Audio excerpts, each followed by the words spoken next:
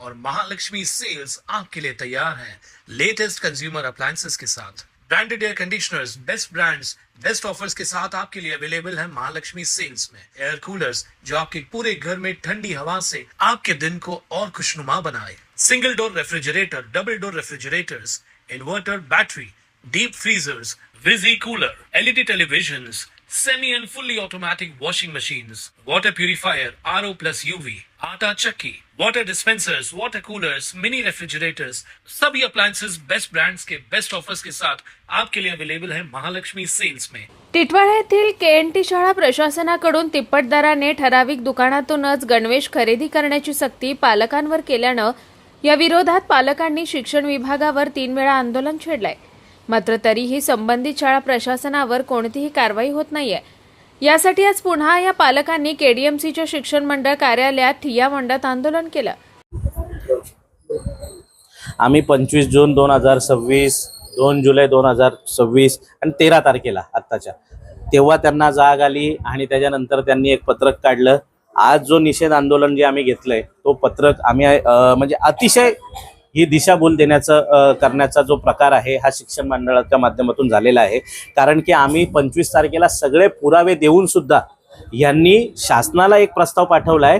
त्या प्रस्तावात यांनी 2024ला त्यांची मीटिंग झाली आहे शाळेची असं दाखवलंय। वास्तविक त्यांची मीटिंग झाली नव्हती, कारण की जर झाली असती तर 2025ला जेव्हा 25 जूनला आम्ही आलेलो तेव्हा शाळेला यांनी पत्र काढलेलं की कागदपत्र घेऊन या, तेव्हा ते आले असते, पण तेव्हा त्यांनी कागदपत्र दाखवलं नाही। सरांनी 30 जूनला शाळेत व्हिजिट मारली, आम्हाला कळवलं नाही, कोणाला कळवलं नाही। ह्या कुठेतरी मनात आहे ना एक पाल चुकतात की कुठेतरी चुकीचे प्रकार घडतायत आणि असं जर घडलं तर निश्चित लोकांचा शिक्षण विभागावर विश्वास उडेल। आम्ही तर या न्यायालयामध्ये आता आम्ही जाणार आहोत, सर्व पालक आमच्या सोबत आहोत, परंतु हा जो प्रकार आहे हा शिक्षका धर्माला काळीमा फासणारा सुरू होतोय, हे कुठेतरी थांबलं पाहिजे। पालकांची शिक्षण विभागाकडे एक खूप आशा असते, एक आस असते, तेवढं नका त्यांना हे करू, ही हाय खूप बेकार असते। नेमकी काय मागणी आहे?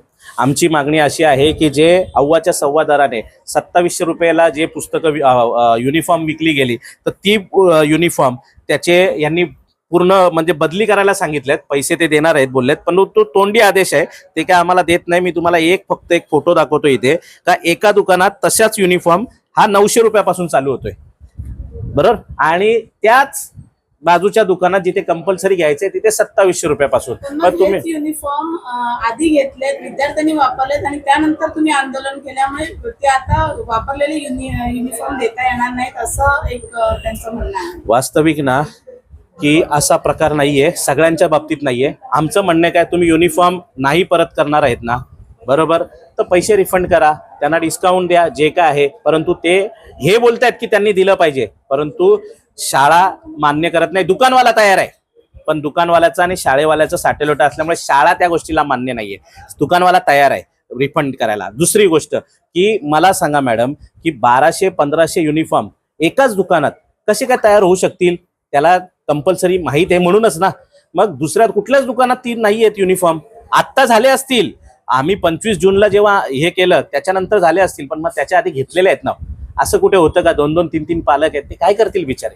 शाळा प्रशासनाने एक असा आरोप केलाय की काही ठराविक लोकांनी ते टेंडर मिळवण्यासाठी प्रयत्न केलेत आणि ते मिळाले नाहीत, म्हणून आता आमच्या शाळेच्या विरोधात पालकांना भडकवण्याचं काम केलं जातं। बघा, 1 मिनिट, पालक इथे आहेत, वास्तविक त्यांचा आरोप कोणावर आहे माहित नाही।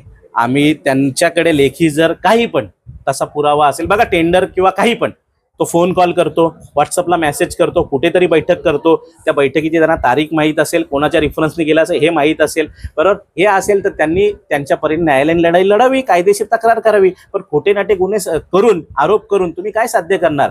माझ्यावर त्यांनी 25 जूनला मी जेव्हा हे केलं ना, इथेच एक खोटा आरोप हे केला, त्याच्यावर जर तुम्ही त्या कमेंट जर बघाल ना तर 200 कमेंट आहेत ना, त्यातल्या 199 त्यांच्या विरोधात आहेत। मला तुम्ही सांगा मग ही कुठली पद्धत आहे? अरे जरा तरी तुम्ही थोडंफार हे करावं ना। शिक्षण विभाग आणि शाळा प्रशासनाचे साटेलोटे असल्याचा आरोप सामाजिक कार्यकर्ते विजय देशेकर यांनी केलाय। तर शाळेकडून वाढीव दराने गणवेश विक्री केल्याच्या तक्रारीची दखल घेत या प्रकरणी शाळेविरोधात कारवाई करण्यासाठी उपसंचालकांना पत्र पाठवलं असून त्यांच्याकडून आदेश प्राप्त होताच कारवाई केली जाईल असं केडीएमचे शिक्षण विभाग प्रशासन अधिकारी भारत बोरनारे यांनी स्पष्ट केलंय. कोणत्याही शाळेमध्ये विशिष्ट दुकानातून वह्या, पुस्तकं किंवा गणवेश खरेदी करू नये, अशा प्रकारची कोणतीही सक्ती करू नये याबाबत या कार्यालयाने 20 एप्रिल 2026 रोजी सर्व शाळांना परिपत्रक पाठवलेलं आहे आणि त्या संदर्भात जनसंपर्क अधिकाऱ्यामार्फत आम्ही त्यांना त्या परिपत्रकाला प्रसिद्धी देखील दिलेली आहे.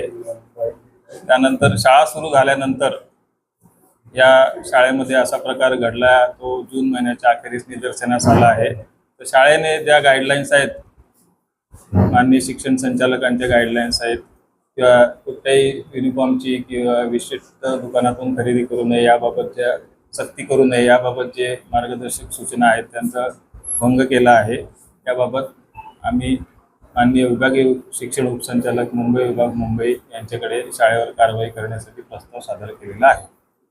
यापूर्वी पण आपण हेच उत्तर दिलेलं, आज पुन्हा त्यांनी आंदोलन केलंय. त्यांचं आंदोलन तर मग कधी हे सगळं संपणार आहे किंवा काय? शाळेवर कारवाईचा प्रस्ताव आम्ही माननीय विभागीय उपसंचालक कार्यालयात सादर केलेला आहे. त्यानंतर विभागीय उपसंचालकांचे जे काही आदेश येतील शाळेवर कारवाईचे, ती कारवाई या कार्यालयामार्फत केली जाईल. कुणाल म्हात्रे, स्वानंद मीडिया, कल्याण. ताज्या घडामोडींसाठी स्वानंद न्यूजला सबस्क्राईब करा आणि बेल आयकॉनवर क्लिक करा.